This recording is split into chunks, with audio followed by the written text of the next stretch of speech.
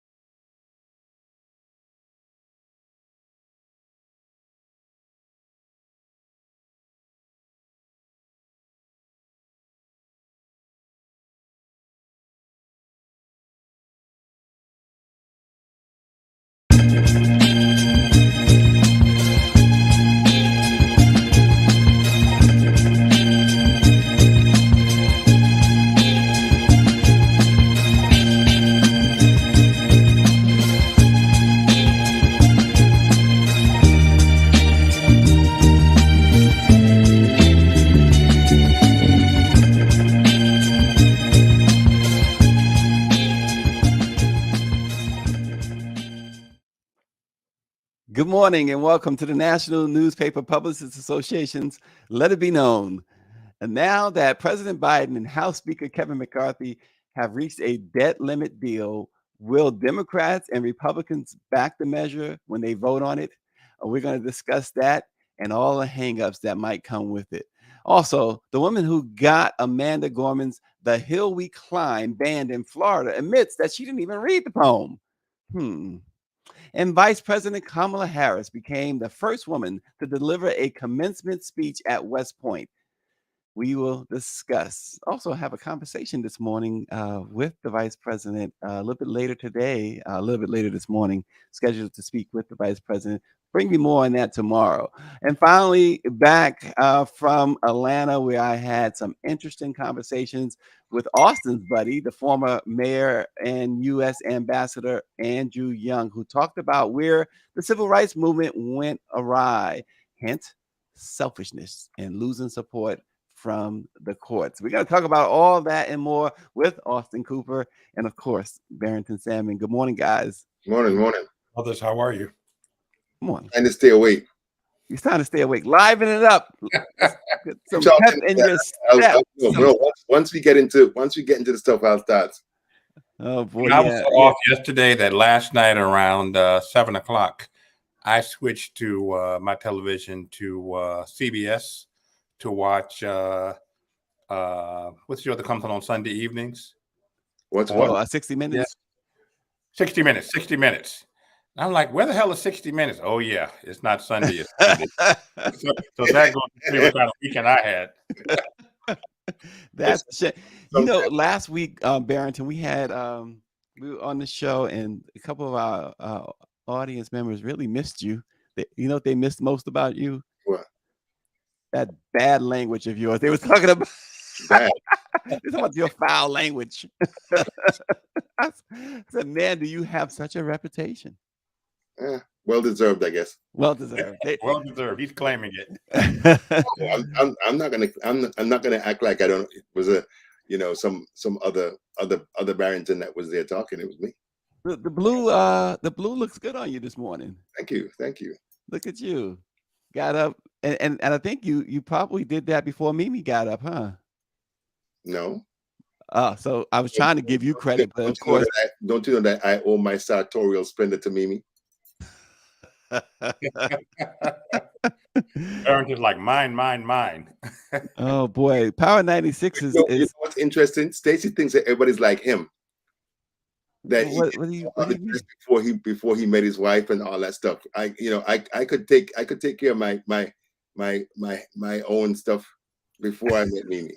You don't think I could? Mimi enhances it in terms of making good choices. What do you say, Austin? I said, shots fired, shots fired. Look, Power 96 says Barrington is a straight up gangster. Gangster. He's a deadly kind too, isn't he? Not STER. Right. GSA, STA. That's right. Somebody got to do it. Somebody's got to do it. Yeah. Look, guys, so the president and the House Speaker reached a deal, as we know, on the debt ceiling, which could prevent the nation from defaulting on its debts. But there are some hangups, of course, and as you read the tea leaves this morning, as they say, a lot of Republicans and some Democrats are not happy, and they need every vote they can get in the House on this. Let me start with you, Austin. Your feelings tomorrow? They will start debating, and a vote is expected no later than Wednesday. How is this going to unfold?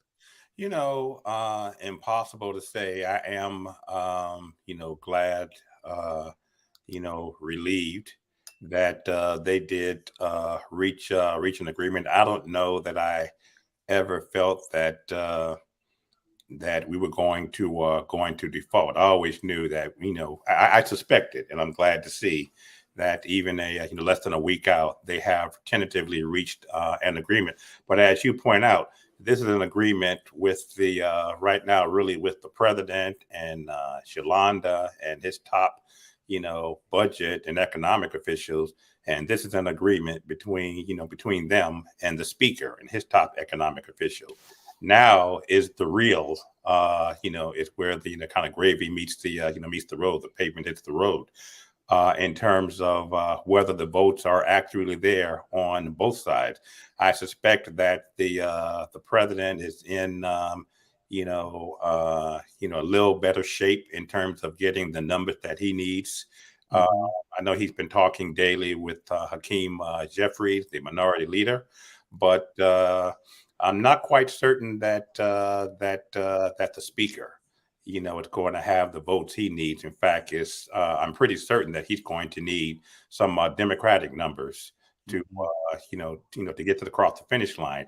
And if it gets across the finish line, and they delay this resolution for 2 years after the elections, which I think is smart, then what will the political impact be on the speaker?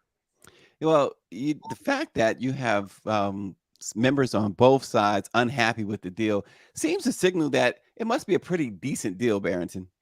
No, I think the White House made a mistake. Barack Obama made the mistake of negotiating with them terrorists back in the day, and Biden basically let them hijack him as well. There shouldn't be a conversation. There shouldn't be any negotiation, because and it's so interesting because Kevin McCarthy comes out on Sunday and says that this is a good deal for the American people when they were trying to strip American people naked and take everything that they have. It's some garbage, and we still have these idiots, Matt Gaetz and a couple of others of those in the Freedom Caucus, who said that they're not going to support it. So McCarthy should be worried, because he already gave them his firstborn child. What is he going to give them to vote for this? And Mike Lee in the Senate, Republican from Utah, he said he's going to do everything he can to delay it. So the Chaos Party is doing what the Chaos Party does. Well, what it does to this deal expands some work requirements for those receiving SNAP or food stamps. The Republicans wanted it to be every single parent, I believe, should work, and every single person without children should definitely work, and single parents at a certain age limit should work. They made a compromise there where I believe that the age is 54 or 49. They wanted it 54, it's 49. I mean, some age requirements. Some Democrats are really upset about any work requirements when it comes to social safety net programs. Now, this does it does keep out homeless and veterans. They're exempt from this, I should say. But a lot of Democrats were really holding fast to there will be no work requirements. But apparently that's in the deal, Austin. Yeah, well, I'm always, Stacey and Barrington, amazed that the GOP has the support it has. I have never, I mean, just to consistently vote against your own interests. The GOP want to put these rules and restrictions on food stamps and other work requirements on these types of programs. Not giving a darn that they're impacting their own base. But Austin and Stacey, isn't it amazing that the laziest people in this country are the ones that continue to demand Thank you. work requirements, because they don't do no work. They're not governing. They're not really legislating. And I mean, if you look at the Republican, whatever they passed as a budget, it's a 20% cut across the board for food stamps and Medicaid and those Medicare and those programs. It's some foolishness, Brad. Targeted. Yep, you're right. Well, in the budget deal, the one thing in the budget deal that was interesting, there were billions of dollars left over from the pandemic relief funds, and they're clawing it back. But here's the thing with that: what is not being talked about, which I find to be very, very interesting, is that if you recall, the Republican governors, out of their stubbornness, refused to use that money to help their residents, their own residents, residents. Exactly. That's why the money is there, right? That's why the money is there. Yeah. Mm-hmm. So I thought that was extremely interesting. And again, the president and some Democrats, because of this idea that they want to make bipartisan peace, they're not really hitting on that. But the Republicans, look, McCarthy went on CBS, not CBS, Fox, of course, his the MAGA network, and he said that Hakeem Jeffries told him that there's nothing in the bill for Democrats. Now, Jeffries tweeted out that he was pleased that there was a deal. He has not expanded on it. He has not acknowledged McCarthy's remarks. Yeah. So we don't know until Jeffrey speaks on that himself, because no, you're not going to hear that, Stacey, because they're going to want to have a unified front and all that foolishness. But this is kabuki theater, brothers. This is just a show trial for the Republicans. And honestly, I don't know if Hakeem is from what I know and from what I've read, is pretty principled. I don't believe that even in the heat of the moment, he would have said something like that to Kevin McCarthy or of all people. Of all people. I mean, he might have said that to the Democratic caucus, expressing frustration with the preliminary numbers. Right. But to say that, but there is advantage to Kevin McCarthy, saying that publicly, even if it is a lie, and we know the GOP has a comfort level with lying. Well, we shall see if McCarthy survives. Yeah, it took 15 rounds, right? I'm praying that he goes down in flames. He's such a liar, and he's such a weasel, and he's just so weak. It's like Barrington. So let's say there's no McCarthy. Yeah. The alternative could be even worse. Who cares? Taylor Greene. Who cares? Who cares? Matt Gaetz. I mean, it could be. They're not doing anything now. Austin. They're not doing anything now. So what difference does it make? Well, I'm just hoping. People always keep on talking about the wisdom of the American voter, and they believe in the wisdom of the American voter. Yeah, I don't know if it's a majority. I hope it's a majority, but it's going to be interesting in 2024 to see how things drop, who supports what, because it's the slow rolling coup of January 6th is still ongoing. Still ongoing. And Well, FBI and them folks are still wringing their hands, claiming that they don't know what to do.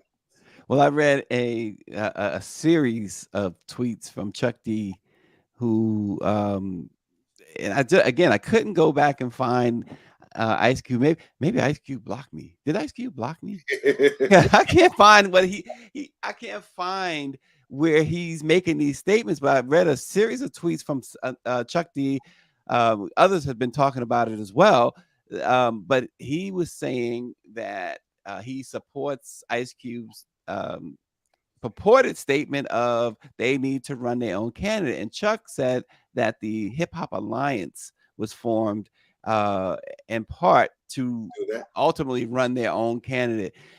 So who in hip hop would you get behind if they decide to run for office? No one. Run for president. Chuck D. Chuck D. Chuck. So you support Chuck? Oh yeah, because I have followed him. He is smart, he is conscious, he's sensible, and he's principled, which is something that you don't find too often in politics. And speaking of which, wait a minute. See, my mind just starts to fill up with these things that I keep coming across. But there is a legitimate, I understand this legitimate movement to replace Dianne Feinstein with Oprah Winfrey, who has said that she does harbor presidential aspirations. Oh God, please. And they are seriously considering when I heard that. steps down. Me neither. Yeah. The governor of California, Newsom, is seriously considering Oprah Winfrey. Oh, really? They're trying to get the governor to appoint a black person. We need a black woman. They're saying it probably would be Barbara Lee, but Pelosi is working against it because if Barbara Lee gets in, it's going to give her the advantage over Adam Schiff. Well, Newsom said he's very serious about Oprah Winfrey, and the feedback from Oprah's people has been positive. But she's a celebrity. So, we're in a celebrity-driven country, and, celebrity supplants politicians and everybody else. They think that popularity means competence. Mm-hmm. And Oprah has shown that she is smart and competent as an entertainer. But what does that have to do with politics? What does that have to run the country? Well, remember Ronald Reagan? Yeah, he was an actor. He was like a C-rate actor. Right. Yeah, Schwarzenegger. Reagan had. Now Schwarzenegger, you can talk about.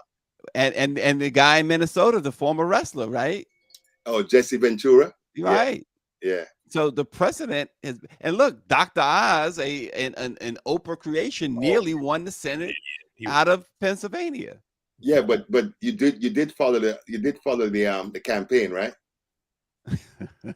I understand that, but he came within a few votes of winning. Nah, it wasn't that close. Yeah. I thought it was a comfortable margin. Yeah, it was a comfortable margin. He lost. Look, because anything can happen is what I'm saying. Yeah, dimwit boy. Well, I hope if Governor Newsom appoints anybody, and I do think that Senator Feinstein needs to step down, as does Chuck Grassley, who, from what I hear, walked around like he's lost most days. And God bless those of us who live to be that age. Yeah. I'm blessed to have a 87-year-old mother. Mm-hmm. My mommy ain't thinking about running for elective office either. And if she did think about running for elective office, I would diplomatically and politely talk her out of it. So. But the perks is once these people grab power, they're not trying to let go. Mm-hmm. That's the problem. Yeah, exactly, and that's the problem. They're not trying to let go. And I told Stacy some time back that I did the math. I'm not a good math person, but I did the math for the 35 people in Congress. We're paying $93 million a year, and we're not getting all money's worth. and I saw a piece by this political they're like some activism group, and they were saying that only 2% of the public's needs and wants are passed by Congress. They don't listen to us. They don't give a damn about what we say. They do what the corporate donors and the Mercers and the Koch brothers and all these people want. Right. It's all about the so-called special interests, right? And the lobbyists. Yeah. Well, if I could have a conversation with Governor Newsom, my recommendation would be Congresswoman Barbara Lee from Oakland. Yeah. We need a black woman in the Senate, and I think that she over Adam Schiff, and I forget the other Congresswoman's name, Katie Porter. Katie Porter, who I like. Katie Porter ain't no joke, you know. Yeah, no. I mean, Schiff would be a good senator too. I just think that we need to have a black woman in the Senate. We have Senator Cory Booker from New Jersey, and that's it, in my opinion, in terms of black Senate representation. I don't count Tim Scott. Yeah. When it's so interesting, you say black women because and mention Cory Booker, because when Kamala Harris was there with him, they formed quite the tandem, didn't they? I mean, it seems like they were doing a lot of things together there on Capitol Hill. Correct. So the Florida mother, guys, who complaints about reading material prompted Amanda Gorman's acclaimed poem, The Hill We Climb, and other books to be restricted at a local elementary school amidst she only read just a small part of the material she objected to. Her name is Daily Salinas, who fueled that firestorm last week and even got Amanda Gorman tweeting about it. How does this? Well, we probably know how it happens, but the fact that she didn't really even read the work and got it banned. I mean, this is typical, Karen, white Karen, white privilege, ignorance. It was clear that she had not read the book. When didn't she quote, Stacey, brothers, correct me if I'm wrong, but didn't she quote and wasn't he quoted as saying that Oprah Winfrey was the author of the book? Yeah, exactly. Wrote the foreword, but she certainly is not the author of the book. Yeah. So, I'm surprised that that she was simple enough to admit that she's not that she didn't read the book. Because stupid is as stupid does, bruh. And I mean, you have these white adjacent Hispanics who are trying to prove that they're white. Trying to do everything they can to be allowed to join the club and stuff. I mean, it is shameful that people as ignorant as this even allow anybody to take their picture, because their ignorance and their stupidity is just stunning. Yeah. David Youngblood says, name her and every other Moms for Liberty race as well. We've named her Daily Salinas. Daily is her name. Salinas is her last name now. And we've showed her pictures there. So there you go. And there she is with the Cuba. Yeah. Daily is simple on a daily basis. How about that? Yeah. She's routinely simple, huh? And gentlemen, I went down to Miami when Andrew Gillum was running for governor in the final month of the campaign. And stayed in my aunt and just volunteered for 2 or 3 weekends. And I was surprised. I was genuinely surprised. Perhaps I shouldn't have been Barrington, but I was genuinely surprised at the pushback that I got of Andrew Gillum by Hispanics. Oh yeah. What we have to remember, is that the Republicans in Florida have done a great job of convincing voters that Democrats are socialists, Democrats are communists. And those words are radioactive for Nicaraguans, for Cubans. Most Cubans, could be most of the older Cubans, because the young Cubans are different, and Venezuelans and those folks. So they've done what they need to do, and they've reaped the benefits. Yeah, and I was going to mention this as you guys were speaking, but and I see Greer mentioned this as well. This woman admits she's not a reader. She says, "I'm not a book person," but she claims to be a mom involved in her children's education. If she was so involved in her children's education, she would have read the book before she had any objections, right? But Stacey, you're acting as if how do we know she can read? That's a big assumption, bruh. Oh gosh, the tragedy, David Youngblood says, is only one white woman can have a book removed, so every other child is deprived. But think about the January 20th, 2.5 years ago, the pride that all Americans, but certainly Black Americans, should have felt as we watched Amanda Gorman, read that poem. I mean, this still is, but certainly was on that day, less than 2 weeks after the insurrection, was a nation in pain, a nation grieving, and her words were, soothing. Her words were comforting. Her words were inspiring. How could anybody who's being objective, hear those words, read those words, and come to the conclusion that they are racist or insulting? She was speaking to the yet unachieved, greatness in America. Yeah, but Austin, by that same measure, you could ask yourself, why would anybody want to ban a book written by Roberto Clemente or about Roberto Clemente or Rosa Parks? Or about Hank Aaron. I mean, what's racist about Hank Aaron? Right. You have the story of the racism that he experienced throughout his career. Yeah. Yeah. America's not racist. Please don't forget that. Amanda Gorman. What'd you say, Barrington? Huh? What'd you say? America's not racist. Please don't forget that. Austin wanted to make sure he heard that. I know.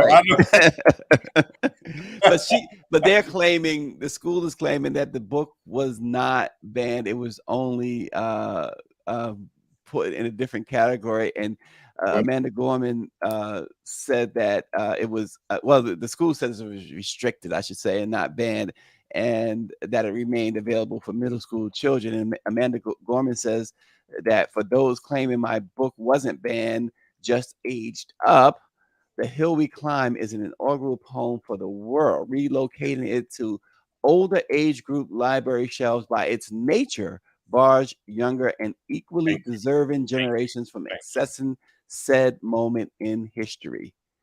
And she, obviously she's 100% right. Yeah. It's just unreal that this continues to go, and it's going to continue to go on until and unless something definitive happens to put a stop to it. Someone has to come along or something has to happen to put a stop to this. No, we have to. All of those who oppose these fascists, all of those who oppose these pigs, these liars, we have to be the one to put a stop to it. And what the problem that we have is that most of Moms for Liberty is an organized and well-financed organization with a program that these Republicans have put in place, and we have the opposition is disorganized. And folks, I mean, I'm telling you, when you look at what DeSantis has done, he has 2 or 3 laws that he passes that he signs into law like every day. So people have whiplash because there's so many things that are going on and nobody knows what to do. And that is by design. The chaos party is doing what it's doing. Yeah. And that's so folks on the other side are organizing, but they're way behind as usual. And not as well financed. Well, isn't that, and what you just said, and it was what I was thinking too, Barrington, isn't that the case though? It has been the case for a little while now that you're throwing all this out there as a distraction for the real issue. Yeah. Trump did that throughout his 4 years. Don't look this way, look over here. Yeah. Too many of us are looking over here instead of keeping an eye on what he and DeSantis Mhm. And Well, shouldn't folks be wise to that by now? you would think. You would think. You would think. But I think a part of the problem too is that too many people want someone to do the leading for them. They don't want to do the work. And this is what we get. Yeah. Well, and you know, and I always say this about the importance of voting. You know, too many of us, especially, you know, Black folk, you know, have got to be excited. We got to have some sort of, you know, incentive to get out to get out to vote. It doesn't hurt. You know, huh? It doesn't hurt. No, it doesn't hurt. It certainly helps, but you still need to get out and vote. No, certainly it helps.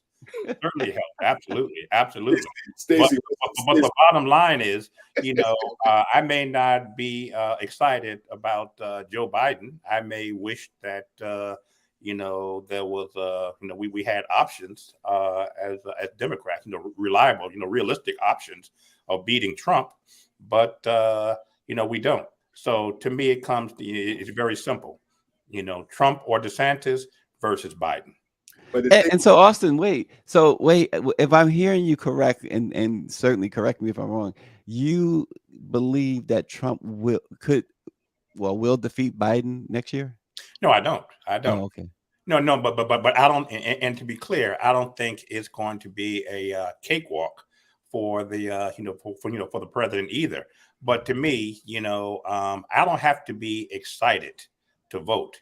I just have to think about how the issues of the day are impacting me, and who my options are in the voting booth. Who my options are as individuals running for office, and based on their records, that's how I make my decision. And not to say that Blacks are not often taken advantage of by the Democratic Party, my party. We are, but I'd rather have Biden in the Oval Office than Donald Trump or DeSantis. But the thing is that they really are a duopoly.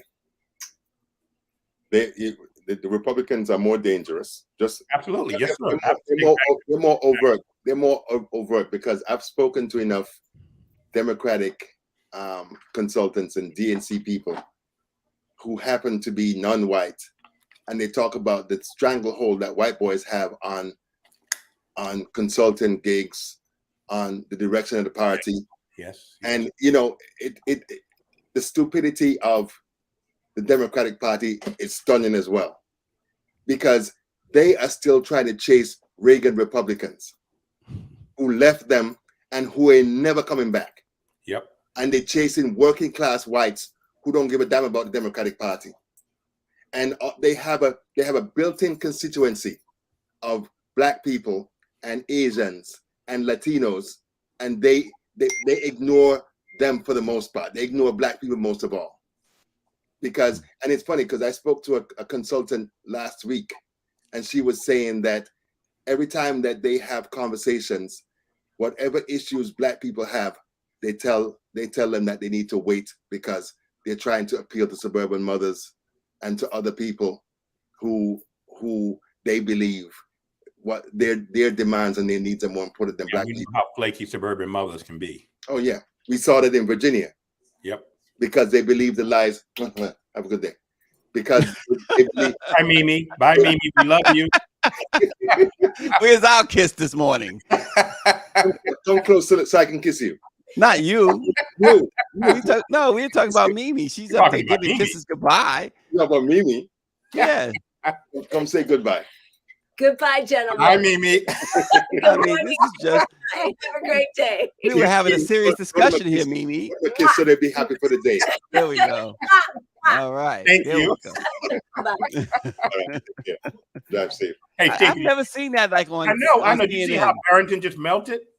Right. Well, that too. But I've never seen, a guy getting interviewed on CNN or MSNBC, and their wife comes and talking about kiss them goodbye and stuff. Casey, what's my name? Muhammad Ali. What's my name? Cassius Clay. Yeah. No, Muhammad Ali. I mean, Yes. what kind of nonsense is this going on here, Austin? What do we have to put up with? You can bring Shanae and Shanae can love you up as well. No one's saying that you can't. There's no rules against that. Nah. Okay, I'll remember that. No, Barrington, like it's your show. Do what you got to do. Do what you gotta do. He's acting like he got to get instruction from somebody. You know what to do. You the boss. Oh gosh, Funny. I Love tell you you, guys. this is see, black folks, boy. I tell you what, this is black folks for you. And Angela Connolly said, "Black love, baby." Hey, what I'm talking about. But you know, Brought to you by Hershey's Chocolate Kisses. oh Lord, you guys should get Hershey's as a sponsor. Well, Hershey's, send them a we clip, all chocolate here, Hershey's. send them a clip of this and see if you can get sponsorship. There you go. Yeah, of course I want my cut if you get it. Absolutely. Yeah. So, guys, Vice President Kamala Harris continues to do vice presidential things that other vice presidents probably wish they could have done when she was in office. The first woman to deliver a commencement speech at West Point. She praised the graduating class of cadets for their role, for their noble sacrifice in serving the country. But she also noted that they were entering in an unsettled world because of Russian aggression and the rising threats from China. She says the world has drastically changed. She told the 950 graduating cadets. She referred to the global pandemic that took millions of lives, as well as the shifts in global politics in Europe and in Asia. The vice president said it is clear you graduate into an increasingly unsettled world where long-standing principles are at risk. The first woman to give this address, Austin, huge deal, isn't it? Absolutely. And another history-making moment by the first Black and first female vice president of the United States. I did not see the speech as it was actually taking place, but I have read some of the coverage, and I think she hit all the right notes. And another moment, I think, well, for me, and I think I know for us and others, of pride in this remarkable lady, by this remarkable lady. Yeah, later today, I'm expecting a phone call from the vice president, so Right. I will keep you guys abreast. Yeah. We were trying to get her to come on the program, but she says she will make herself available at a later date for the program. But I told her people we are going to hold their feet to the fire on that. But I will gladly talk to her on the phone later this morning. So I will report back to you guys on the conversation. But Barrington, the vice president has gotten a lot of flack, a lot of heat from even inside her own party, and I think particularly inside her own party, including donors. We talked about this not long ago, how there was a phone call with some big time donors from Hollywood, Democratic donors, who were urging the president. Barbara Lee was, and speaking of Barbara Lee, I believe she was on that call. I don't know about Barbara Lee. I know Barbara Boxer. Barbara Boxer, Barbara Boxer, you're absolutely right, was on that call, urging the president, pretty much urging the president to replace her on the ticket. Listen. It is good that she is the first to do that at West Point. Well deserved. But isn't it a shame that in 2023 we're talking about the first woman to do that? And listen, I can't tell you how many hit pieces I've read disparaging her, calling her foolish, talking about the chaos in her shop on the East Wing, people leaving. It may be true. Well, it is true because there's been a lot of turnover, but there has been a steady drumbeat, fueled by Republicans. They're the ones that are giving the media information. They're the one telling the lies that the media doesn't check, the media just writes about. They do not want a black woman, a woman and a black woman to be so close to the presidency. And particularly that's probably really more pronounced because of the president's age. Yeah.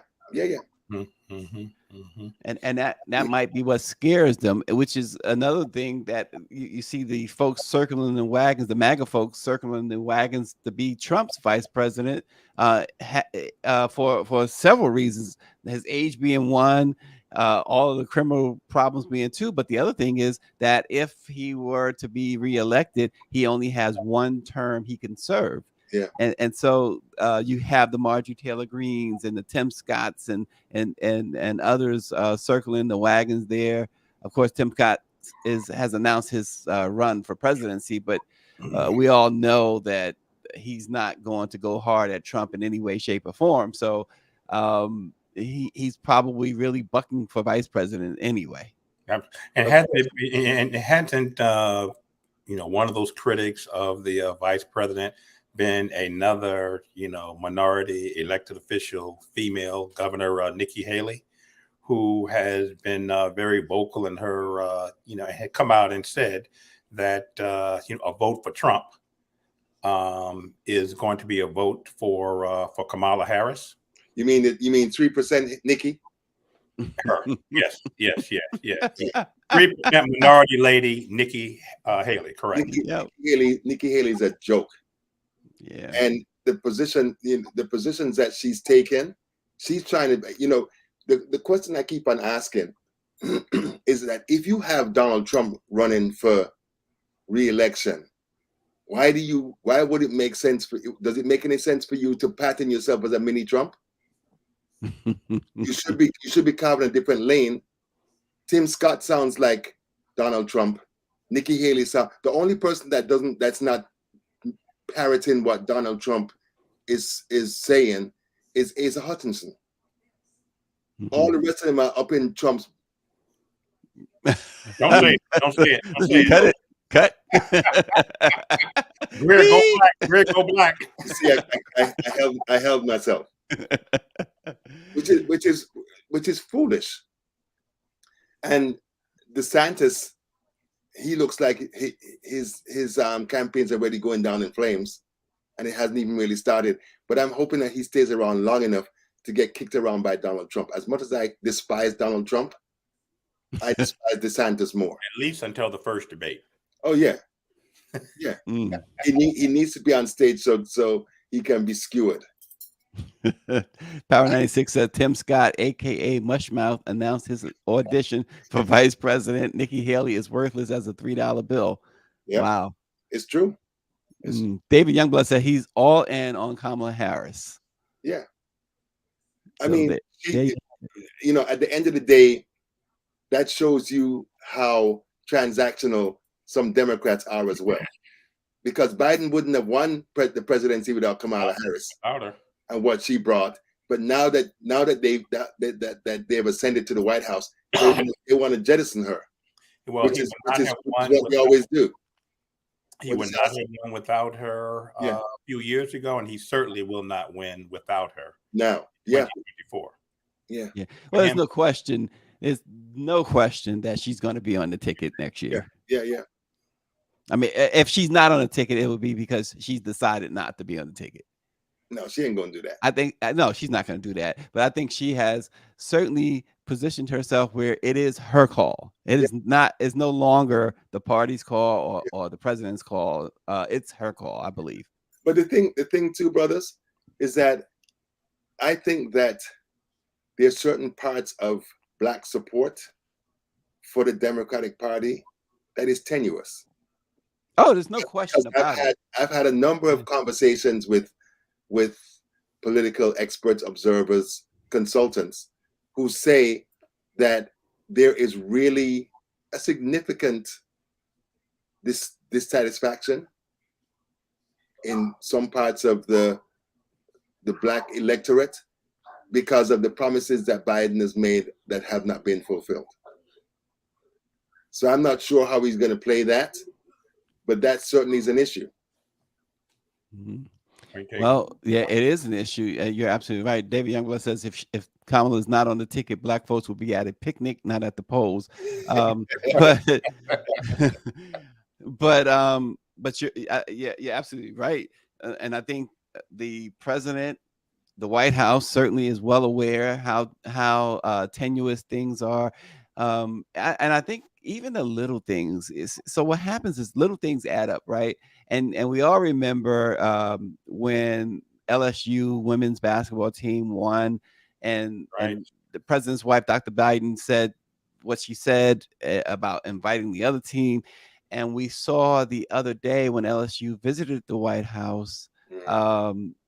It was this concerted effort. I believe it was a very concerted effort to make sure that there was a camera op with the Dr. Biden and of course young lady, Reese. Angel Reese.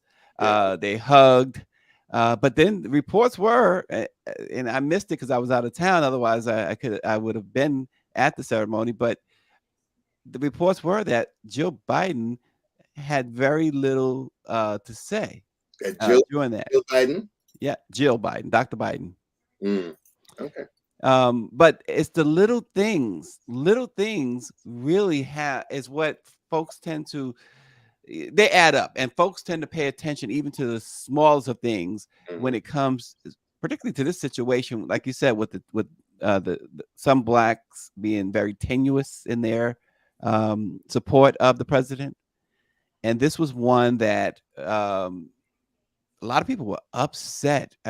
Black Twitter exploded when Dr. Biden invited the other team to the White House, Well, or suggested the other team should come to the White House. Yeah. I mean, it just was not a wise statement. Whenever teams come to the White House, the winning teams come to the White House. Mm-hmm. No ifs, ands, or buts about it. I've never known the team that lost, even if it was by 1 or 2 points. Right. But the problem too, Austin, to be invited to the White House. You invite the winner to the White House. Yeah.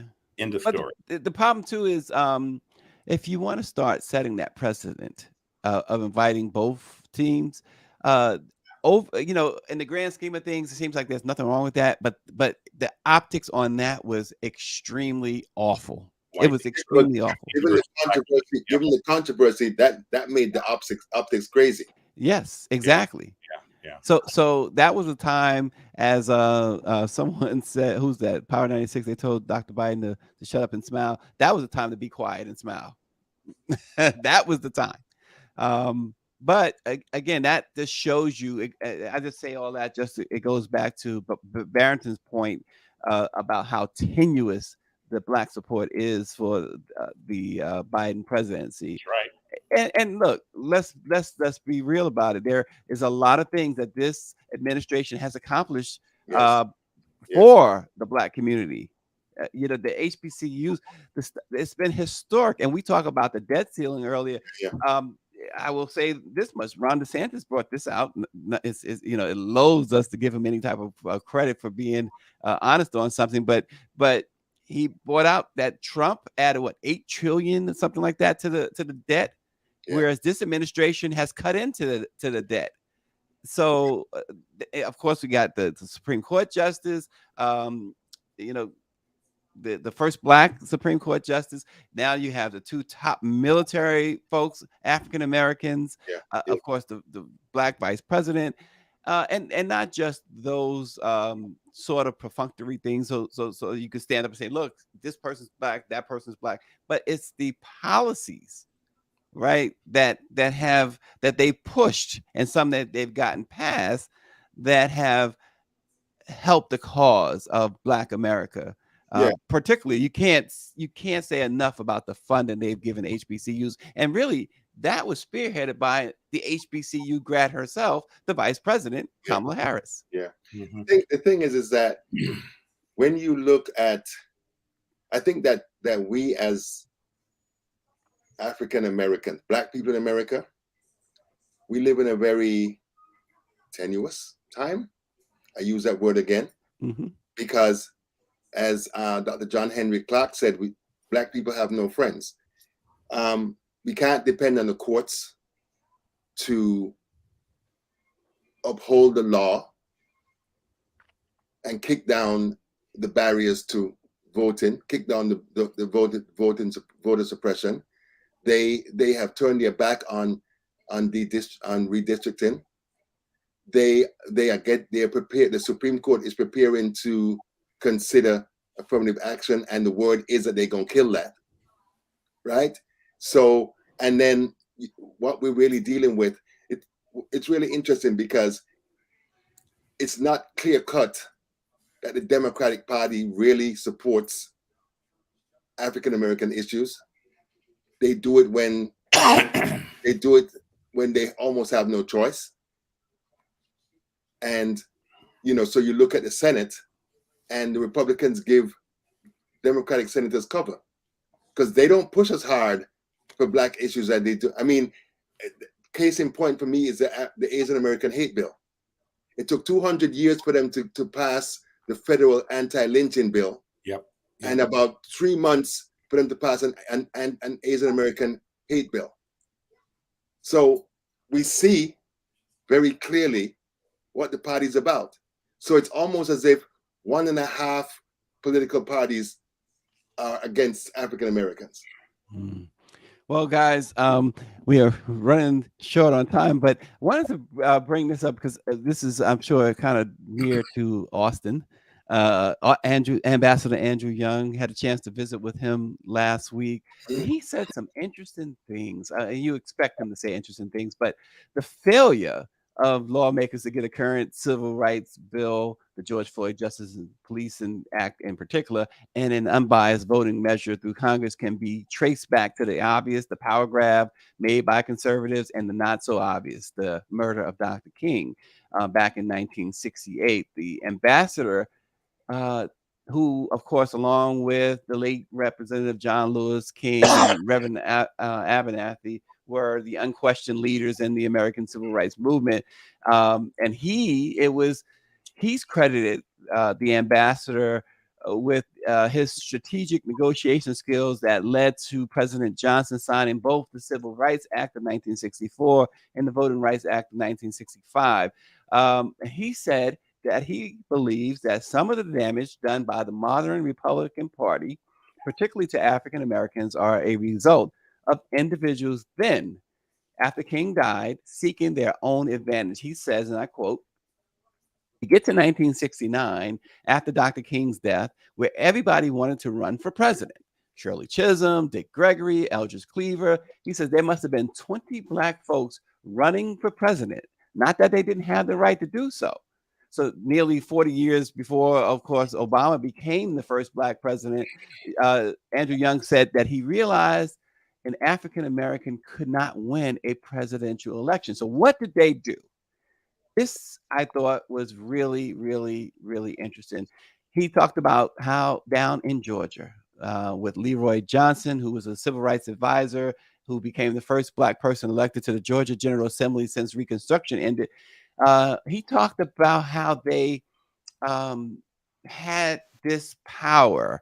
They voted Republican, and they had a lot of power to pick justices for presidents. And he talked about how he told Maynard Jackson's father that he wanted to vote for a Democrat, and Maynard Jackson's father told him, "They will kill us in the courts." And this was, of course, a different time, obviously. And so he mentioned that the 64 bill, the civil rights bill, and the voting rights bill. He says, why did we get them passed? He says at that point, the presidents would call down to Georgia and say, "Is there any judges that you guys trust, that are respected, that you'd want appointed?" And they would be the ones who got nominated and appointed. And he said there was not one case that King and the rest of them fought that did not have a judge that they got appointed on. And there was no Democratic appointed judges in their way, he said. And so they got everything done. He said, then you fast forward to the Reagan years, Mondale and Dukakis lost the elections. Reagan got to appoint 4 justices. And of course, George H.W. Bush got to appoint who? Uncle Clarence. Yeah. And he said that's where it all began to go wrong, and that's where it has gone wrong. Yeah. And I thought we talk about that a lot. The importance of the judges and Donald Trump. And we talked about this too. You remember, not just the Supreme Court. I mean, of course, we know they stole a couple of seats there when Donald Trump was in office, but and they took a seat away from Barack Obama. Yeah. But we watched, and again, you talked about distractions, but we watched as he was seating all of these federal judges. But you can't give Donald Trump credit. Oh no, we know that was Mitch McConnell. Leonard Leo of the Heritage Foundation is the one that provided the list. That's right. And Mitch McConnell is the one that hijacked the system to get them through. Yep. Trump was just an instrument. Yep. Yeah, absolutely. But the whole idea, though, once again, is exactly what Ambassador Young was speaking of. Mm-hmm. And remember, everybody was for themselves. Go ahead. I'm sorry. In 2015, or certainly not 2015, 2016, Donald Trump said to, Black America, vote for me. What do you have to lose?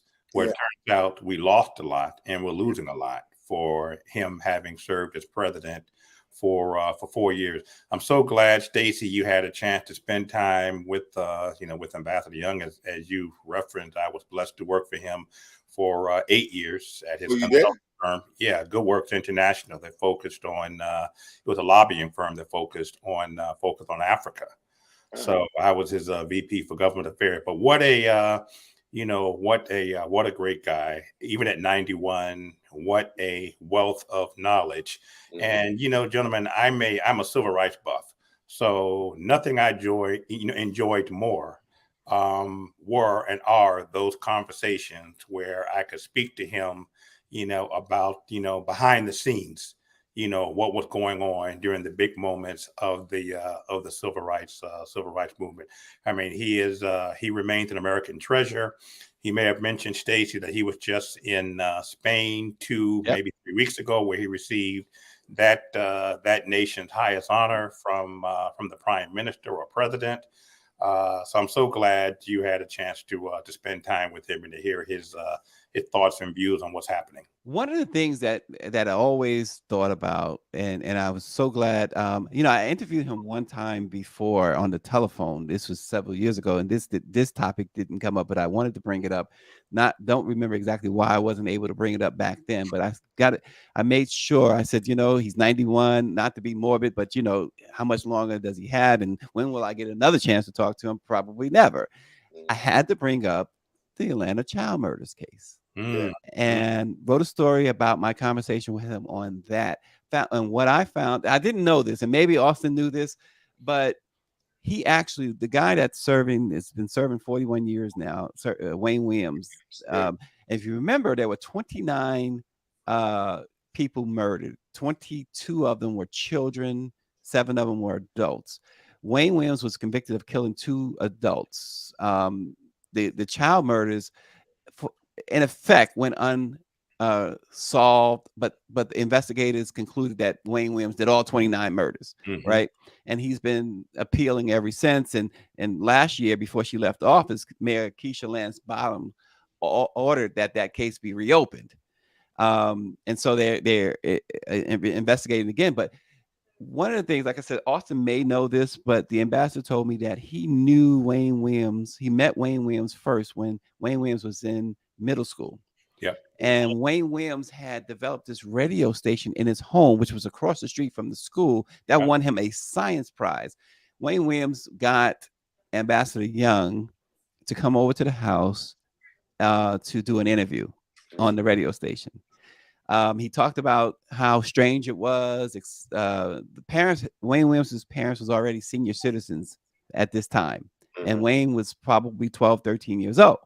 And how he took advantage of his parents. And I mean, he told some stories that was really interesting. I wrote about it, and you should be able to read about it in the different Black newspapers, perhaps blackpressusa.com this week. But he talked about, he believed that Wayne Williams was capable of these murders. Yeah. He said he sat quietly. Now, you remember Ambassador Young didn't take over as mayor until 2 days before the trial began of Wayne Williams. And so he wasn't involved at that time, but he was involved in a sense, and that he was running for mayor. Yeah, yep. And so, but he talked about how he kept quiet, and really never really talked about it.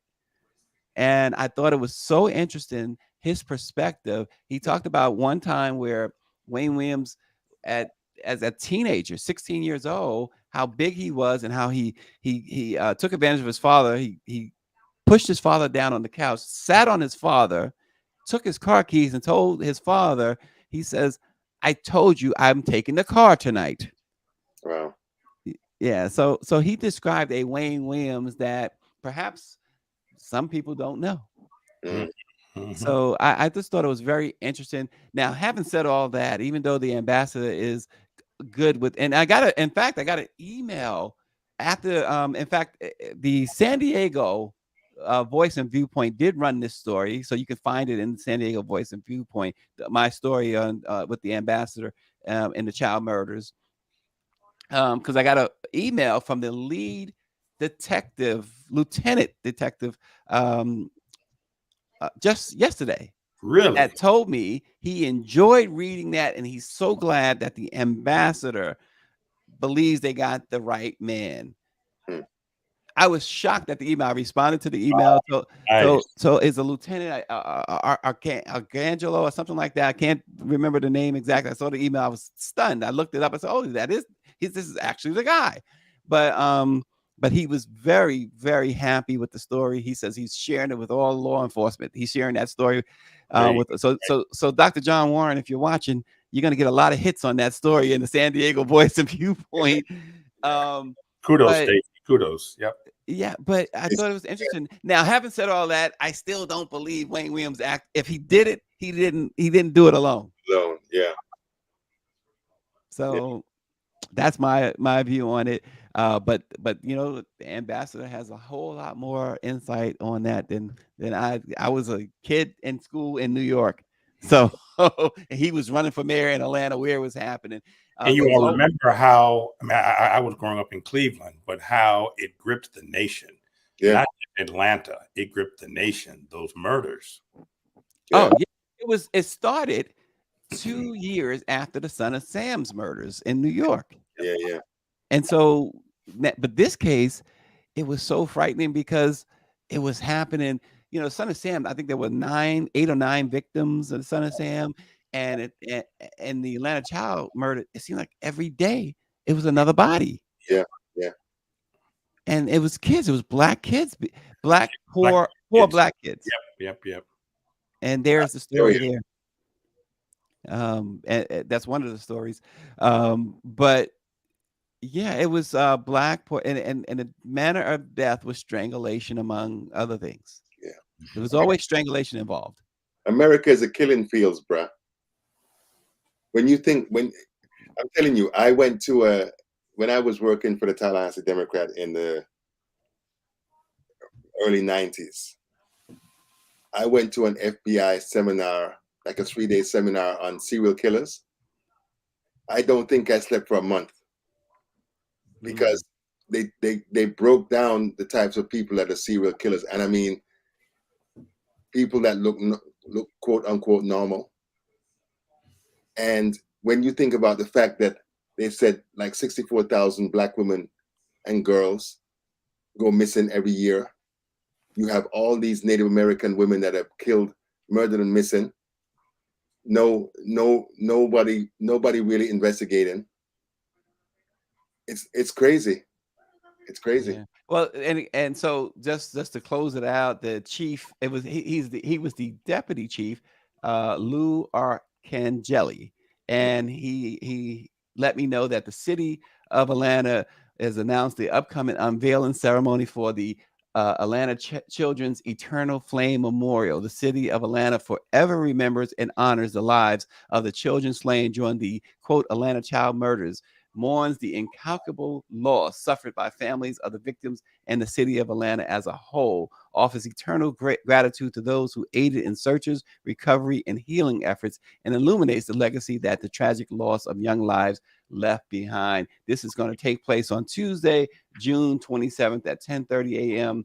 And city officials, including this deputy chief who wrote me this email, at the Atlanta City Hall grounds, 68 Mitchell Street in Atlanta, Georgia, Tuesday, June 27th. Additional information will be forthcoming. The Mayor's Office of Cultural Affairs just wanted the task force members and families to be aware of the memorial's completion and this date of June 27th. So that's the email I got from the former deputy chief Lou Arcangeli, who led as a lieutenant. He helped lead that investigation, and he was extremely pleased with the story on Ambassador Young talking about the child murders case. Yeah. So that's that, guys. But I thought Austin would be pleased about the discussion with the ambassador, one of his favorite people.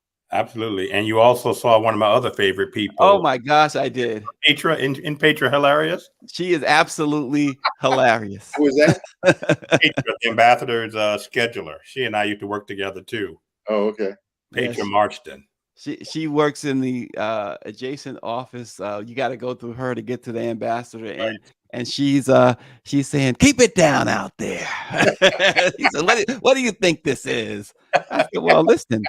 I said, I got friends in very high places. She says, who's that? I said, Austin Cooper. She said, oh my gosh. No, Petra and I would get into it, just playfully getting into it. I'd be in Washington and she'd be in Atlanta. And she would say, Austin, don't let me have to come up there and cut you. I said, okay, you going to go there? My buddy, though. And the ambassador would just shake his head and say, make sure you cut him and not me. So it was a treat, and you can read more about it this week. Also, Denise Rolock Barnes of the Washington Informant says in DC there was the freeway phantom. That's right. That was wasn't that right after 9/11 or around 9/11? I don't remember, but I do remember the shooter. Is that who we're talking about? The two shooters, the Boyd and the other one? Boy and the stepfather of the boy. Yeah. So did they call them the freeway phantom at the time? I believe so. I don't know. I thought it was this DC sniper. Yeah. That's right, DC sniper. Okay, maybe I've got him. Yeah, maybe she's talking about another. Goodness grief, I got to be careful when I come to DC, huh? Yeah. There it is, with the freeway phantom case already be solved if the victims weren't Black. Wow. And that was from 2018, that story. Okay, She says 6 girls were killed on I-295. Oh, wow. Oh, boy. I've forgotten about that, Denise. Yeah. Goodness I grief. don't even remember hearing about that. Barrington, you and I got to brush up on stuff know. like that, on our DC crime. Yeah. And there are the 6 girls. Wow. Man, oh man. See, we this is what happens when some of our publishers like Denise watches the show. They educate us. Thank you. Thanks, Denise. See that? Thank you, Denise. Thank you, Denise. Thank you all. We are over time, and it's all Barrington's fault. I'm blaming Barrington. It's always my fault. It's always your fault. Thanks for watching. Thanks, Austin. Thanks, Barrington, as always. And thank you all for watching Let It Be Known. We'll be back tomorrow.